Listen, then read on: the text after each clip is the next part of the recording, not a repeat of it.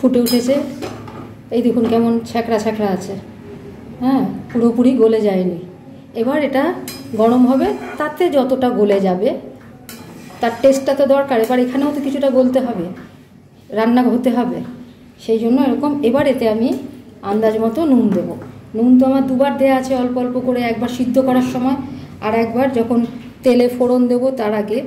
তো সেই জন্য নুনটা আমি খুব বেশি আর দিচ্ছি না, এই হাফ টিস্পুন মতো, টোটাল 1 চামচ মতো, 3 বারে মোট 1 চামচ মতো আমার নুন দেওয়া হলো। এটা নিজেদের টেস্ট মতো করবেন।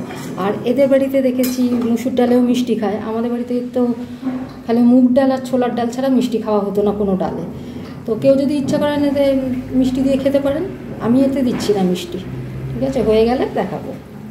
এখন আমি মসুর ডাল করব, তার জন্য আমি মাঝারি সাইজের একটা পেঁয়াজ কুচিয়ে নিয়েছি।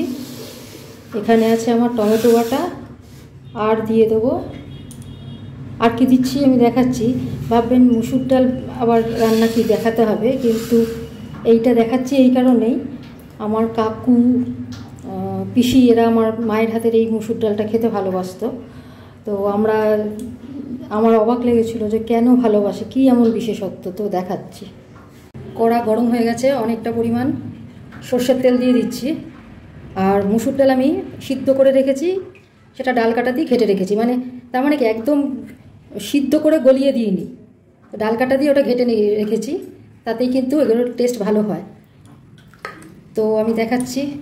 আরেকটা জিনিস বলছি যে আমার ঠাকুমাও করতেন, নদিয়া ডিস্ট্রিক্টে থাকতেন আর কি, কৃষ্ণনগরের ওখানে। তো ওখানে টিউবওয়েলের জল। তো ঠাকুমা নিরামিষ ডাল করতেন, মুসুর ডাল, সেটা হচ্ছে জিরে, যেরকম করে জিরে ফোড়ন দিয়ে আর লঙ্কা ফোড়ন দিয়ে। তো ওখানে গেলে ওটা খেতে ভালো লাগতো, কিন্তু আমার বাপের বাড়ি দুর্গাপুর, সেখানে যখন ওইটা মা করতে একদমই খেতে চাইতাম না, যে নিরামিষ মুসুর ডাল একদমই খাবো না। তো যখন আমার কাকুরা আসতো, তো বাটি বাটি, বৌদি তোমার ডাল দাও, তোমার ডাল দাও, তোমার রান্না করা ডাল খাবো। তো ছোটোবেলা বুঝতে পারতাম না কী বৈশিষ্ট্য রয়েছে এতে। তারপরে আস্তে আস্তে বুঝতে পারলাম যে খুবই সাধারণ, অথচ সেটা কিন্তু সত্যিই অসাধারণ লাগে। সাধারণ মুসুর ডাল যদি নিরামিষ খাই জাস্ট জিরে লঙ্কা ফোড়ন দিয়ে, তার টেস্ট আর মায়ের এই রান্নাটার টেস্ট দুটোর মধ্যে অনেক তফাৎ আছে। ডালটা আমি একটু নুন দিয়েই সিদ্ধ করেছিলাম, এবার কিছু দিলে তো ফাটবে, ছিটবে তেলটা, সেই জন্য একটু নুন আগেই দিয়ে দিলাম। দিয়ে এবার এতে দিয়ে দিচ্ছি 2 শুকনো লঙ্কা, 2 শুকনো লঙ্কা, আর দিয়ে দিচ্ছি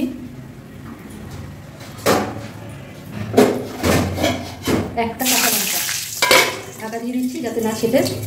এইবারে এর মধ্যে দিয়ে দেবো, মা এটা শুকনো লঙ্কা দিয়েই করতেন, কিন্তু এখন তো আমরা এগুলোকে কাঁচা লঙ্কায় করে নিয়েছি, 2 রকম লঙ্কাই দিলাম।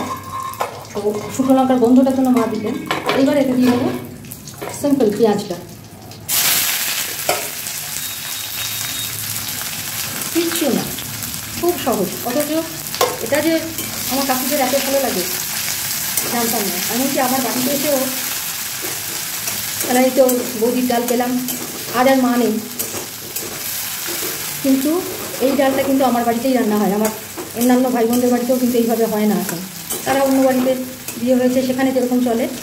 আমার বড়দি যেমন করে, এইগুলো দেয় তো, তার সাথে জিরেটাও দেয়, একদম টোটালি টেস্ট চেঞ্জ হয়ে যায়। আমার ওটা একদমই ভালো লাগে না। দিয়ে দিচ্ছি হলুদ। সাধারণ রান্না, কোনো মানে আরামসে, কোনো টেনশনের ব্যাপারে নেই যে শিখতে হবে বা কিছু, জাস্ট 2টো ইনগ্রিডিয়েন্টস থাকে। এটা পেঁয়াজটা একটু লাল লাল করে ভাজতে হবে, পেঁয়াজের কাঁচা ভাবটা চলে যাবে। অথচ আর এতে দিয়ে দিচ্ছি, আমি এখন দিচ্ছি টমেটো বাটা। টমেটো বাটা মা দিত না, বা এমনি দরকার লাগে না, কিন্তু আমি দিলাম। আপনারা ইচ্ছা হলে টমেটো বাটাটা স্কিপ করতে পারেন, টমেটোটা দিলে কী হয়, টেস্টটা আরও ভালো লাগে। ব্যাস, একদম মশলাদার ডালের মতোই আর কি। আমরা টমেটো ডাল মুসুর ডাল দিয়ে অন্যরকম করি, আগে আমি করেছি, মনে হয় করেছি, আছে ডেসক্রিপশানে দেখবেন, আছে আমার টমেটো ডাল। তো এটা ভেজে নিচ্ছি। আর নুন আর একটু দেবো, আমি নুনটা পরে দেবো, আগে আমি এগুলো ভেজে দিই। দেওয়া হয়ে গেছে, তেল ছেড়ে এসছে, এবার আমি সিদ্ধ করা ডালটা দিয়ে দেবো।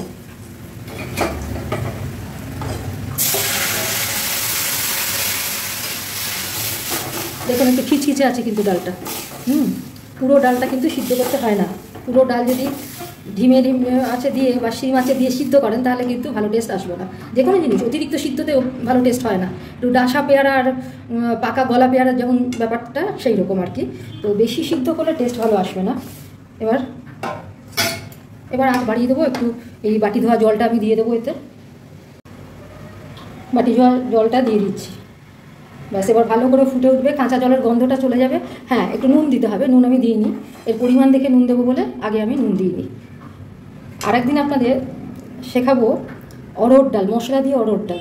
আসলে আমার বাপের বাড়িতে আমরা কখনো অড়হর ডাল খাইনি, বাঙাল তো। তো এখানে বিয়ে হওয়ার পর এরা আবার ঘটি, তো এখানে অড়হর ডালের চলটা আছে আর কি।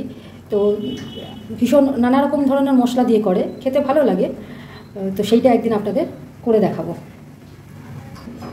ফুটে উঠেছে, এই দেখুন কেমন ছ্যাঁকড়া ছ্যাঁকড়া আছে।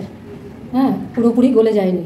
এবার এটা গরম হবে, তাতে যতটা গলে যাবে তার টেস্টটা তো দরকার। এবার এখানেও তো কিছুটা গলতে হবে, রান্না হতে হবে, সেই জন্য এরকম। এবার এতে আমি আন্দাজ মতো নুন দেবো। নুন তো আমার দুবার দেওয়া আছে, অল্প অল্প করে, একবার সিদ্ধ করার সময় আর একবার যখন তেলে ফোড়ন দেবো তার আগে। তো সেই জন্য নুনটা আমি খুব বেশি আর দিচ্ছি না, এই হাফ টিস্পুন মতো, টোটাল 1 চামচ মতো, 3 বারে মোট 1 চামচ মতো আমার নুন দেওয়া হলো। এটা নিজেদের টেস্ট মতো করবেন।